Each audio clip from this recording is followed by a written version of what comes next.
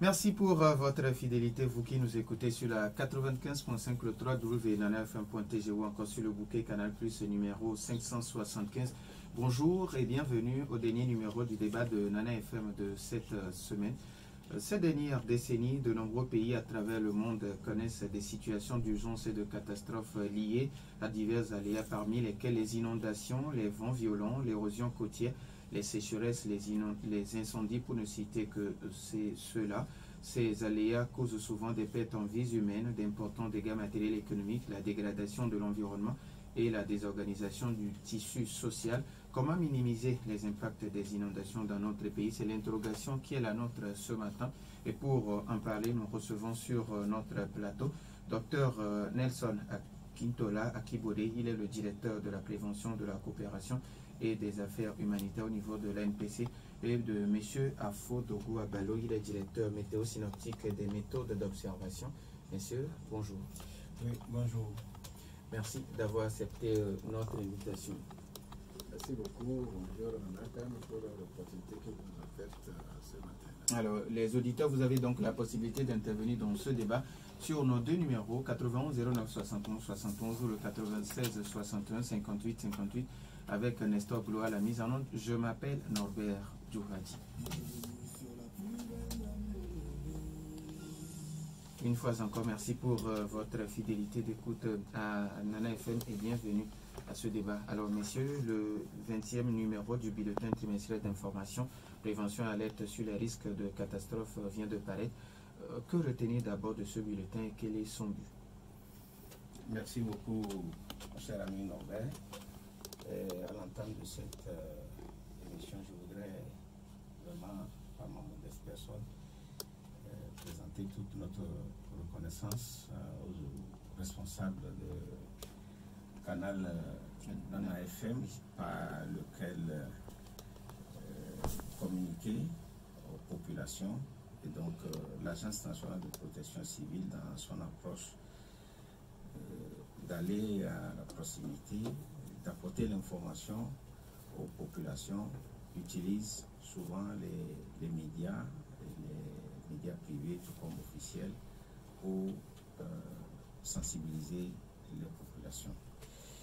Et donc, par rapport à ce 20e bulletin qui est élaboré pour informer et prévenir les populations sur les risques de catastrophes, avait vraiment pour but de prévenir ces populations de façon générale, mais les communautés vulnérables exposées à l'aléa inondation et bien d'autres aléas, sur les risques éventuels auxquels ces dernières pourraient être exposées.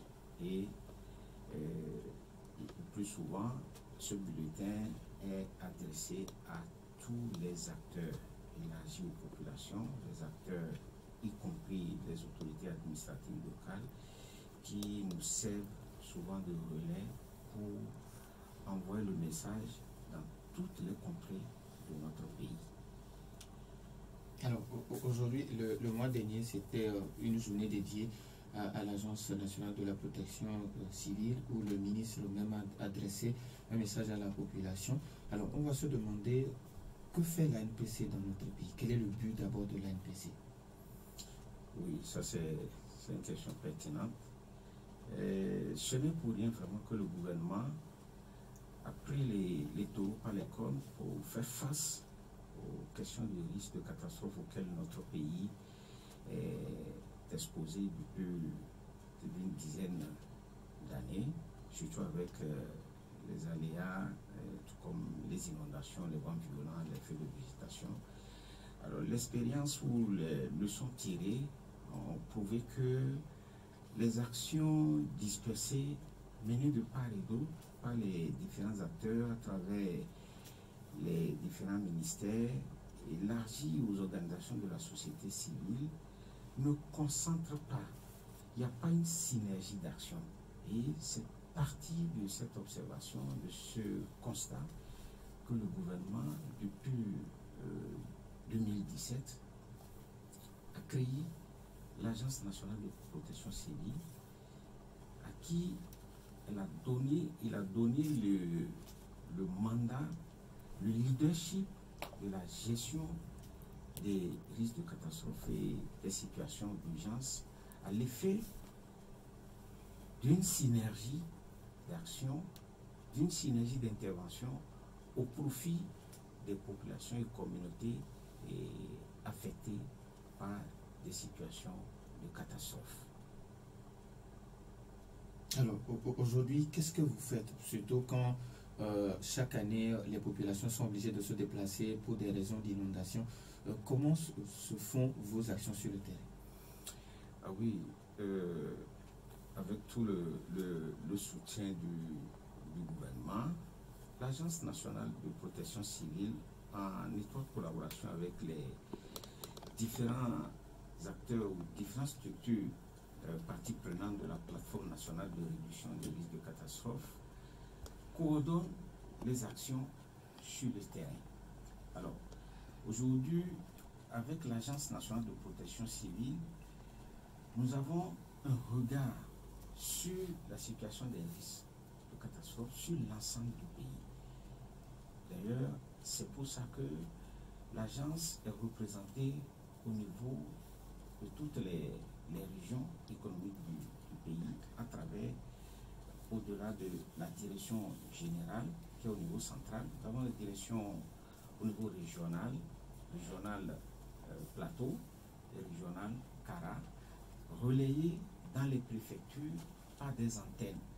Et ça, c'est pour être encore plus proche des populations, les écouter et recueillir suffisamment d'informations. Et donc, pour les situations d'urgence, l'agence mobilise les acteurs intervenants, les coordonne, mais mobilise également les ressources nécessaires pour les réponses afin d'assister les populations, d'aller au secours des populations avant, pendant et même après des situations de catastrophe que nous connaissons. Donc, dans son rôle de leadership, il y a une mise en synergie effective des interventions vraiment au profit des populations. Merci, docteur. Monsieur Afodou Kouabalou, vous êtes directeur météo synoptique et des méthodes d'observation. On sait que le pays a déjà connu les premières pluies. Faut-il dire que la saison pluvieuse a ainsi démarré? Merci beaucoup, Nana FM, pour vraiment cette opportunité, comme on vient de le dire. À la veille de l'installation de la saison des pluies, il y a la direction de la météorologie qui s'évertit pour pouvoir faire des prévisions avec ses partenaires, c'est-à-dire qui valident ces prévisions au niveau national, et avec la synergie et le leadership de l'ANPC qui est présente ici sur ce plateau. Et nous remercions vraiment les auditeurs qui nous suivent pour dire que cette prévision a été faite et nous sommes dans le processus de la diffusion pour que vraiment les populations qui sont très avancées, très loin de notre direction, possèdent cette information et la mettent peut-être en valeur. Donc pour la question, nous dirons que oui, la saison s'est installée dans la mesure où dans la période normale de cette installation au niveau sud, c'est du sud du pays, nous dirons que la partie normale, c'est-à-dire la situation normale commence à partir de mars et va jusqu'en avril. Alors que nous sommes toujours déjà en avril. Oui. Donc c'est pour dire que bon, la saison s'installe de ce fait et que vraiment les populations peuvent toutefois mettre en valeur vraiment les informations qui sont issues de ces informations, c'est-à-dire de ces prévisions, qui sont appuyées et relayées par des programmes vraiment dans le renforcement de la résilience. Alors, quand la saison pluvieuse commence ainsi, on se demande à quoi s'attendre cette saison en termes de sécurité alimentaire. Est-ce qu'à la fin de la saison, la nourriture va abonder, surtout les céréales? C'est l'objectif de la prévision, parce que la prévision donne des tendances. Et on va voir les caractéristiques de cette saison. Quelle sera l'installation de la saison? est-ce qu'elle sera en termes de pluviométrie mauvaise? Est-ce qu'elle sera en termes de conséquences, des conséquences néfastes en termes de séquences sèches ou des épisodes secs qui peuvent entraver la production? Bon, tout ça là, toutes ces caractéristiques, tous ces problèmes sont toujours résolus, en tout cas donner des probabilités d'occurrence. Et nous disons que la saison cette année sera humide d'une manière globale. Donc ça veut dire que on peut mettre à profit ces caractéristiques de la saison et que vraiment le producteur vraiment, qui se met et qui respecte vraiment les règles peut s'attendre à une augmentation, à une vraiment productivité assez acceptable dans l'ensemble pour pouvoir venir à produire cette d'être résilient, faire face à la sécurité, faire face à l'insécurité, vraiment si on permettait, alimentaire. Donc globalement, nous dirons que vraiment cette saison, elle sera bonne. Mais quand même, il y a toujours des couacs, comme je dis, il y a les épisodes secs, puis la nature est toujours elle est loi. Hein. La nature est reine, hein, s'il faut aller dans les genres. Donc il y a les épisodes secs maintenant qui doivent être accompagnés cette saison et que ceux qui veulent mettre en valeur doivent suivre vraiment les conseils les conseils qui sont prodigués, les conseils et les suivis à vieux conseils qui sont vraiment installés avec les techniciens sur le terrain, surtout si on prend les conseils agricoles qui accompagnent vraiment le producteur. Alors, est-ce que les producteurs sont vraiment informés de toutes ces informations? Oui, donc c'est pourquoi nous disons que bon, c'est l'effort que nous faisons et c'est pourquoi nous saluons dans cette édition qui permet encore d'être plus large, surtout en matière d'information. Et les producteurs, notre objectif, surtout les partenaires qui nous appuient, si je prends vraiment le partenaire clé qui est le programme le programme FSLP, c'est-à-dire qui appuie cette initiative, qui appuie les structures clés avec l'agence qui nous permet de faire le relais. Et beaucoup reste à faire. Mais quand même, nous faisons des efforts pour que vraiment le producteur lambda, qui est au fin fond de notre coin, puisse avoir l'information et l'utiliser. Docteur, je veux vous demander, avant de donner la possibilité aux auditeurs, quel message vous avez aujourd'hui pour les populations afin de minimiser les impacts des inondations? Oui, merci beaucoup, cher ami Norbert. Je voudrais, en complément à l'intervention du directeur de la synoptique, vous dire que par rapport à l'information aux producteurs, je crois que le gouvernement a mis le dispositif nécessaire en place, dont tout le travail que l'Agence nationale de protection civile fait en étroite collaboration avec le service de météorologie. Il y a le ministère en charge de l'agriculture. Il y a des encadreurs qui travaillent de façon permanente avec ces producteurs. Et donc, le relais de l'information est rassurant que les prévisions agroécologiques qui sortent parviennent et sont expliquées à ces derniers lorsque, par exemple, les prévisions qui sont prévues, c'est une tendance normale à sédentaire dans la partie méridionale et dans la partie septentrionale. Ce serait des sédentaires anormales. C'est sous-entend que nous allons connaître des périodes de plus abondantes. Et donc, la production, c'est clair que surtout les zones ou les zones de culture qui sont à proximité des cours d'eau, les producteurs doivent nécessairement savoir quels sont les types de semences, c'est-à-dire je veux faire allusion aux semences de culture courte, à récolte très courte, et tout comme d'autres productions également. Donc avec avec les encadreurs, ces derniers doivent savoir nécessairement les semences qu'ils doivent mettre en terre pour ne pas subir, comme le directeur l'a dit, ces situations, les conséquences désastreuses qui pourraient survenir quand il y aura des pluies abondantes. Donc, pour revenir à la question sur ce que l'agence va conseiller aux populations, le bulletin, nous renvoyons tout le monde au contenu de ce bulletin et les bonnes pratiques qui sont liées.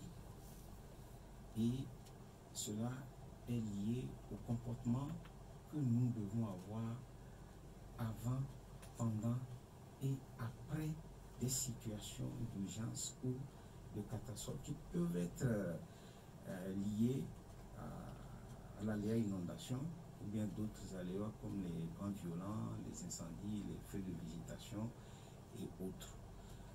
Alors, avant, c'est toute la recommandation ou tout ce que l'Agence nationale de protection civile conseille, c'est d'être à l'écoute, c'est de se préparer et pour d'éventuelles situations d'urgence qui pourraient survenir. Et là, s'inscrit les conseils que nous avançons dans un premier temps, que dans tous les foyers que nous possédons les numéros d'appel pour des situations d'urgence. Et je vais rappeler rapidement ces numéros, c'est de faire en sorte que tous les membres de famille d'un foyer soient en mesure d'accéder à ces numéros et d'appeler. Et ce sont des numéros d'accès faciles, à commencer avec l'Agence nationale de protection civile, le 91 11 24 24. À tout moment, ce numéro est opérationnel. Et quand on voit aux sapeurs-pompiers qui descendent le plus souvent sur le terrain pour aller sauver, c'est le 118. Il suffit d'appuyer 118 pour dire ce qui se passe, dans quelle situation vous vous trouvez. Ensuite, la police. C'est le choix est clair là. Vous avez le 1244, le 1252 et plus facile 117, 170. Il y a la gendarmerie nationale, le 172 et la NASA, c'est l'Agence nationale de sécurité publique, le 80-24 et la CET, le 115. Alors, on va revenir en long et en large à la fin sur ces numéros pour que les auditeurs puissent noter. Maintenant, on va donner la possibilité à ces auditeurs d'intervenir dans ce débat sur nos deux numéros, 91 09 71 71 ou le 96 61 58 58 après la pause. 91 09 71 71, nous avons un premier auditeur en ligne. Nana FM, allô? Oui. Allô? Oui, bonjour. Bonjour. Pélé, comment allez-vous? Allez-y. Oui, bon. Je salue les invités. Bon, je pense que vous parlez de la production et surtout de l'irrigation. Oui.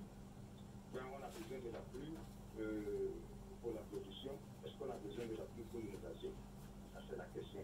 Je n'ai pas suivi, s'il vous plaît. Je dis, on a besoin de la pluie pour la production. Oui. Est-ce que pour l'irrigation, on a besoin de la pluie? C'est-à-dire, on sait que c'est la pluie qui amène l'innovation. Est-ce que tous les sont prêts à l'anticiper? C'est ça, c'est parce qu'on sent que c'est au moment venu qu'on voit nos professeurs, les intellectuels viennent nous dire qu'il doit y avoir une notation, il doit y avoir une notation.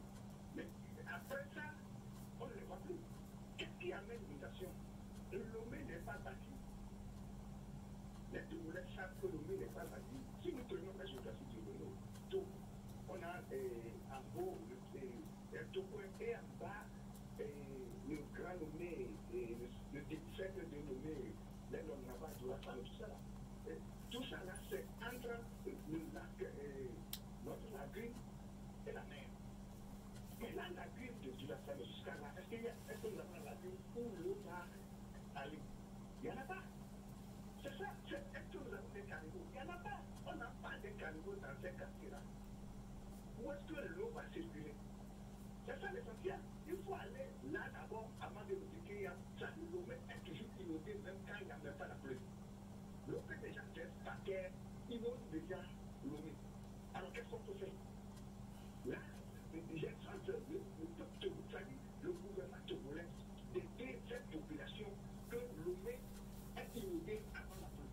Merci. C'est la première préoccupation pour la production. Oui. Nous avons besoin de la pluie. Mais les gens vont encore, les paysans vont encore cultiver avec des petites roues. C'est ça. Merci. Merci. 91 09 71 71 ou le 96 61 58 58. Nos auditeurs ont la possibilité sur ces deux numéros. Est-ce que nous avons un autre auditeur? Alors, docteur, vous avez suivi notre premier auditeur quand il parle d'anticiper sur les effets néfastes de l'UNA. Ok, nous avons un second auditeur en ligne. Alain FM, allô? Allô? Armand, bonjour. Bonjour, Nobel. Comment allez-vous? Oui, allez-y. Bonjour à notre invité. Oui, bonjour. Savoir, comme le précédent auditeur, est-ce que l'agence, compte tenu des catastrophes précédentes, fait certaines études pour éviter des catastrophes à venir? Aussi, quels sont leurs rapports, c'est-à-dire leurs relations avec les mairies du gouvernement? Merci à vous aussi, Armand. Papa Sibiti, bonjour. Bonjour, mon directeur. Comment allez-vous? Ça va. Bonjour, mes directeurs généraux. Bonjour. Bonjour, Papa Sibiti. Bon, je vous remercie. Merci. D'abord, je rends un vibrant hommage à M. Onoukou, dans la ZAP que mon directeur Norbert a reçu le 28 mars. Il a donné son numéro, qui n'est pas comme les autres autorités qu'on appelle, ils ne prennent pas. Monsieur Norbert, merci beaucoup. Je l'ai appelé. Il a promis que dans 2 semaines, ils viendront voir les alentours de notre bassin. Et si possible, parce que notre bassin, entre Adibar et moi, est le plus mauvais bassin du Togo. Donc, les ministres des CP, tous, ils n'ont qu'à nous aider. Vous ne saurez où est-ce qu'il est. Deuxièmement, les directeurs généraux là, qui sont arrivés, nous vous remercions. Merci. Donnez vos numéros comme les autres, mais nous plantons ou bien nous semons. On nous dit la pluie c'est tel moment, et finalement nos plans là se trouvent saisis, c'est le soleil qui a partout. Deuxièmement, M. Touré a parlé des cannibaux. Depuis plus de 10 ans, nous crions qu'on nous fasse des cannibaux pour mettre dans notre bassin. Depuis le président Yaya Dema et son exemple, terrain de sortie, amené, on n'a pas de suite. Aidez-nous. Et puis les cannibaux, ils sont souterrains. Merci beaucoup. Ils seront pleins. Merci. Comment vous allez nous aider pour les découvrir? Merci, monsieur Norbert, pour l'avoir écouté et ce qu'il faut éviter. Merci beaucoup. Merci à vous aussi, Papa Sibiti. 91 09 71 71 ou le 96 61 58 58. Alors, nos deux premiers auditeurs qui parlent d'anticiper, est-ce qu'il y a des études qui sont menées pour voir comment anticiper sur les inondations où les populations sont obligées de se déplacer tous les ans? Oui, merci. Merci beaucoup. Et je voudrais remercier également l'auditeur qui est revenu sur la préoccupation. C'est une préoccupation assez pertinente. Au jour d'aujourd'hui, il y a du travail qui se fait en amont.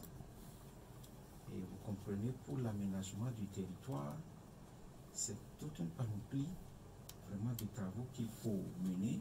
Et le gouvernement, à travers les différents ministères intervenant dans ce domaine, est à pied d'œuvre pour minimiser l'impact des inondations. Alors, en ce qui concerne l'Agence nationale de protection civile, avec le travail en synergie avec les autres sectoriels, il y a un travail de planification qui est qui est fait et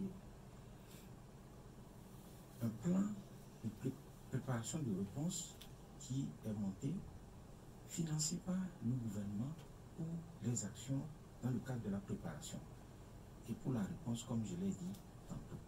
Alors, l'exemple de Lomé que l'auditeur a relevé, il faut comprendre que naturellement, notre capitale, comment la capitale est conçue.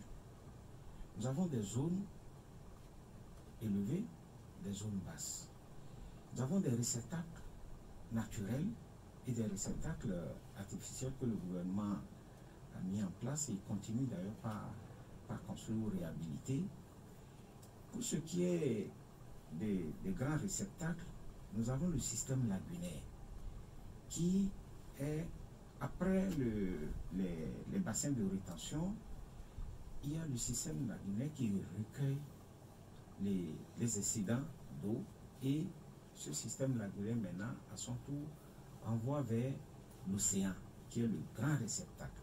Mais il se trouve que ce système lagunaire est à une situation géographique un peu plus bas que l'océan qui doit recevoir. Et c'est d'ailleurs pour ça que le gouvernement, dans les actions menées, vous allez voir la construction du Grand Lac.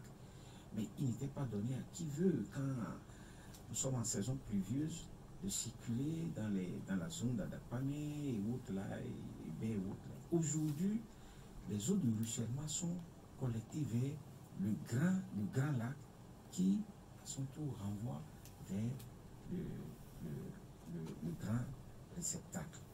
Et donc, je voudrais bien dire à notre auditeur qu'il y a du travail qui se fait au regard des résultats obtenus des différents travaux. Et comme je l'ai dit au début, pour dire que tout aménagement du territoire prend un peu de temps. Et vous comprenez qu'au fur et à mesure que l'aménagement est en cours de montage ou de redressement, il y a une démographie galopante. Donc la dynamique de la démographie aussi fait en sorte que les dimensionnements de l'aménagement, à chaque fois il faut le revoir. Sans oublier aussi le phénomène des changements climatiques, la dynamique des changements climatiques qui nous impose des imprévus, les imprévus de la nature, quelles que soient toutes les dispositions que nous prenons, les prévisions et autres, la nature parfois s'impose, mais je crois que le gouvernement, avec les différents acteurs intervenants, nous allons dans le sens de minimiser aux populations des situations d'urgence auxquelles elles peuvent exposer. Alors, notre deuxième auditeur qui demande quel rapport vous avez aujourd'hui avec les nouvelles mairies. Ah oui, cette nouvelle donne du gouvernement, et je crois que l'Agence nationale de protection civile s'en est adaptée également. Et il y a une décentralisation de la... Docteur, avant de continuer, oui. Nous avons un dernier auditeur. On a fait allô? Allô? Oui. Oui, bonjour. Bonjour à tout le monde et bonjour plateau. Oui, votre nom s'il vous plaît? Oui, c'est Fodo. Monsieur Fodo. Monsieur Fodo d'Agbalipédo. Oui. Ok, allez-y, on vous écoute. Je dis merci à tout le monde, surtout au gouvernement. Ce qu'ils ont fait, nous sommes très contents. Mais le problème de rétention d'eau a été mal étudié au Togo, surtout au Grand Lomé et à Lomé. Les 4 bassins de Momaf là, ça a été mal conçu. Plus les anomalies climatiques, ça fait que l'eau ne s'évacue pas directement dans la mer. Il faut revoir le plan de Defre Gris qui est au Luntio. Le plan extension de la ville, il faut revoir ça. Et 5. Pourquoi le gouvernement diminue encore le budget du ministère, comment dire, qui s'occupe de l'aménagement du territoire? Pourquoi ils ont diminué? 5, 6, il faut revoir maintenant le système du Ghana, ce que Rolis a fait. de 84 à 90 à Accra. Il faut ça. Merci beaucoup à M. Fodo d'Agbalipedo. Nana FM, allô? Oui, allô, bonjour. Bonjour, Mas Dadido Gomé, comment allez-vous? Ça va bien, merci. Allez-y, on vous écoute. Bonjour aux deux invités. Bonjour. Moi, mon problème qui me préoccupait depuis des années, vous parlez de la lagune de Lomé. Moi, quand j'ai connu un client, ils ont fait avec leur lagune, on appelle Dubrier. Ça a été, c'est une étendue, c'est la mer encore, où on l'a exploité pour le transport, la navigation. J'ai posé cette question des années durant, de savoir pourquoi on ne peut pas prolonger cette lagune jusqu'à Païmède à Europe pour en faire un réseau de transport et désengorger les routes. Et je voudrais leur poser cette question si cela fait partie de leurs préoccupations. Cela résolvera le problème d'inondation dans beaucoup de localités. Merci, bonne journée. Merci et bonne journée à vous aussi. Je pense que maintenant on va donner la possibilité. Docteur, vous avez suivi notre dernier auditeur qui demande pourquoi il ne faut pas interconnecter les lagunes, ainsi réduire ces risques d'inondation. Oui, merci beaucoup à l'auditeur. Je crois que c'est des initiatives très ambitieuses, mais sans oublier les contraintes de la nature, le relief que nous impose, comme je l'ai dit tout à l'heure. C'est une très bonne initiative, mais je l'ai dit, ce serait des solutions à long terme. Il faut comprendre que la lagune, dans la zone, dans son site du littoral, comme je l'ai expliqué tout à l'heure, est dans une position qui naturellement ne facilite pas l'écoulement, l'évacuation gravitaire. Et il y a des canaux qui renvoient vers l'océan. Mais il faut comprendre la gestion du cadre de vie. Si je prends la gestion des ordures, la malgestion des ordures contribue à boucher ces canaux-là.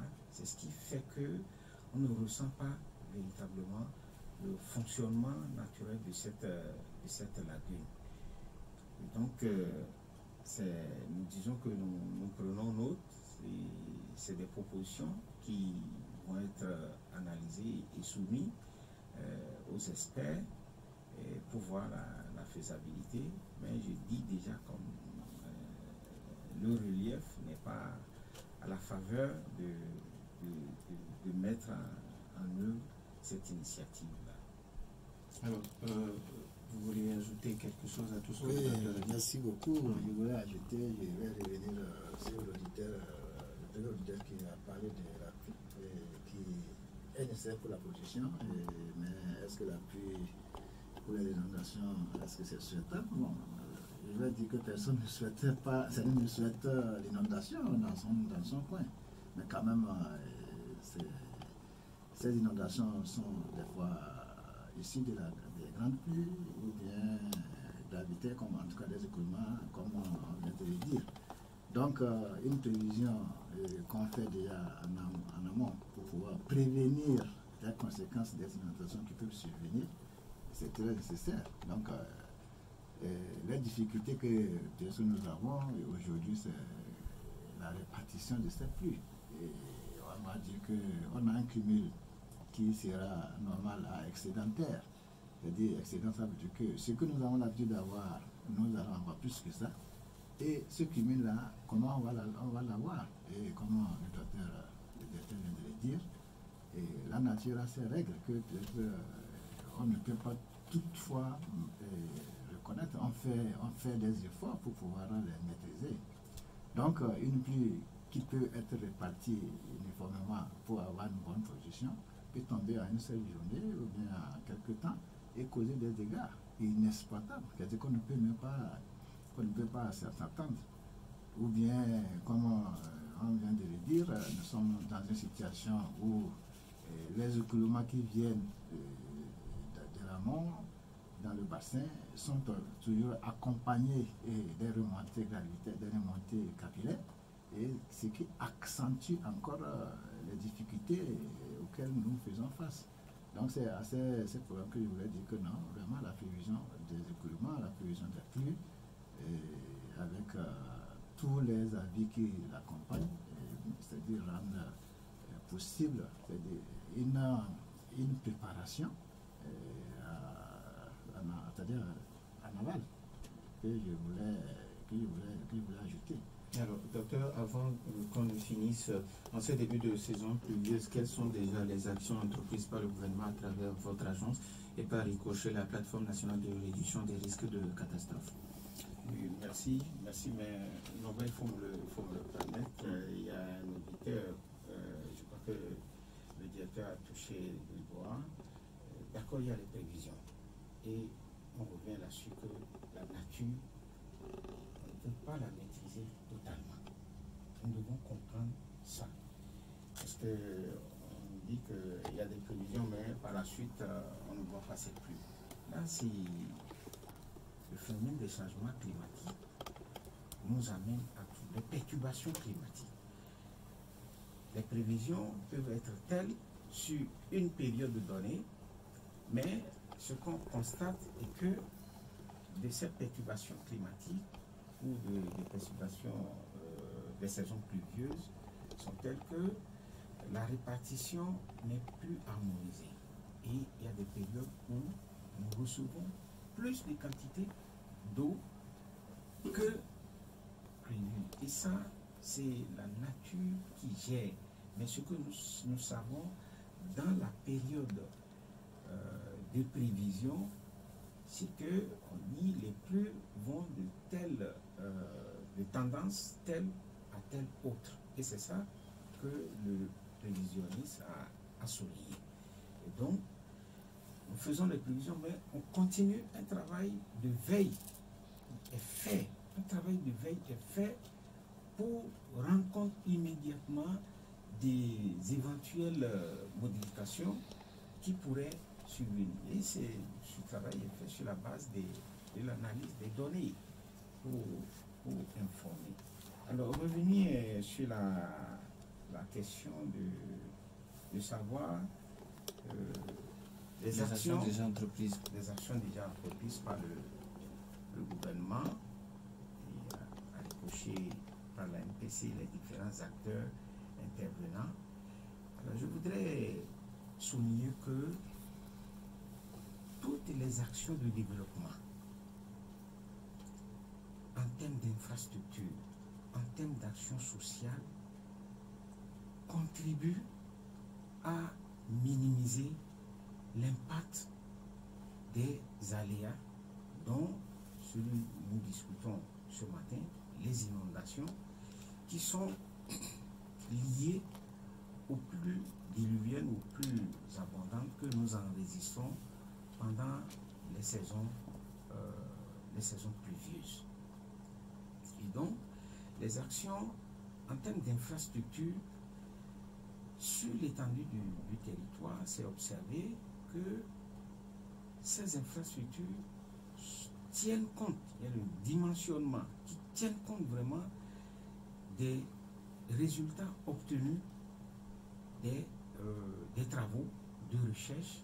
Aujourd'hui, vous allez comprendre, et ça se voit que toutes les routes sont construites, c'est associé à des canaux de drainage.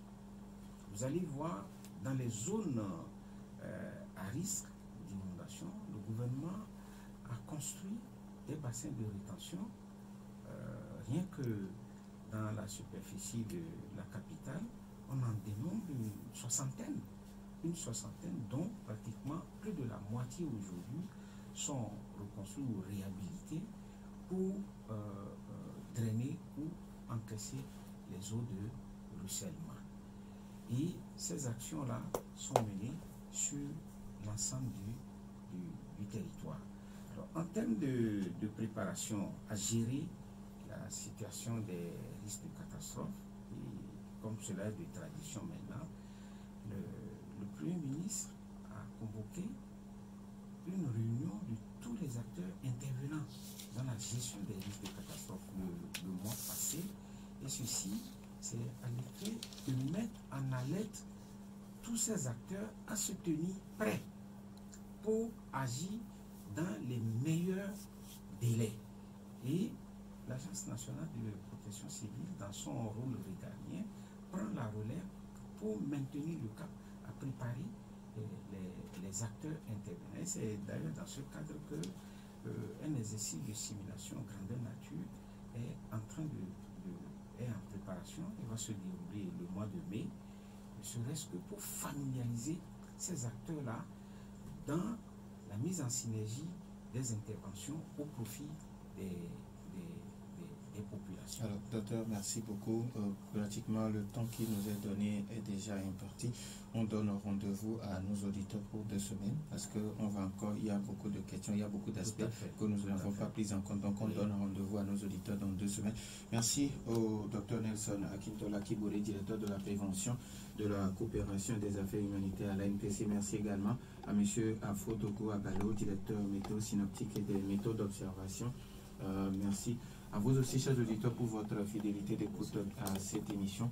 Nestor Glo a assuré la mise en onde. Je m'appelle Norbert Joubadier. Nous disons merci également à Maïmoun Hassan derrière la caméra pour notre page YouTube. Bonne suite de nos programmes.